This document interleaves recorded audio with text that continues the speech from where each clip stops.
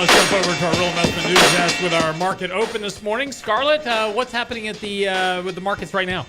Morning, Lance. Well, right now the Dow is up 7 points. NASDAQ is up 6, and the S&P 500 is down 1. Looking at crude oil, it's up 3 cents to 45 a barrel. Gold is up $4.30 to $12.78 an ounce. Going over to your U.S. dollar, it's below the Japanese yen today at 112, and your 10-year Treasury rate is 2.32.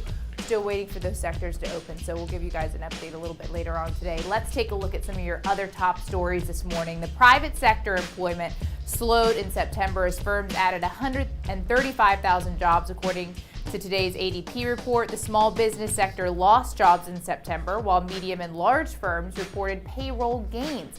The trade sector was weak. Catalonia will declare independence from Spain within days. The region's president has said authorities are still counting those votes from Sunday's referendum and will make a statement over the weekend or early next week.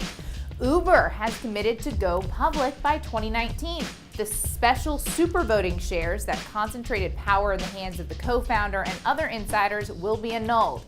Instead, all shares in Uber will have one vote. The board also agreed to move forward with a multi-billion-dollar deal to give Japan's SoftBank as much as 17% stake in Uber.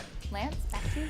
All right, thanks so much. Of course, those interest rates are trending lower this morning, 2.32%. And of course, as I said earlier today, we may have seen the peak in interest rates currently after the initial pop that was following the tax reform plan that was announced by the Trump administration. That immediately led to a big surge in small cap stocks as well as mid-sized companies that would theoretically benefit the most from tax cuts and tax reforms. Basically improved economic activity from a tax cut would also lead to higher interest rates. However, the market's starting to figure out that potentially this tax cut bill, and I've got an article coming out tomorrow about the fallacy behind a lot of the tax cuts and tax reforms, simply looking at the data of who actually pays taxes. The market's starting to figure out that maybe it won't be as effective as what a lot of the media has been reporting. And with that, over the last couple of days, interest rates have kind of peaked and begun to pull back here. So we're going to be watching that closely. Today at 10 o'clock, we're going to get crude oil inventories coming out.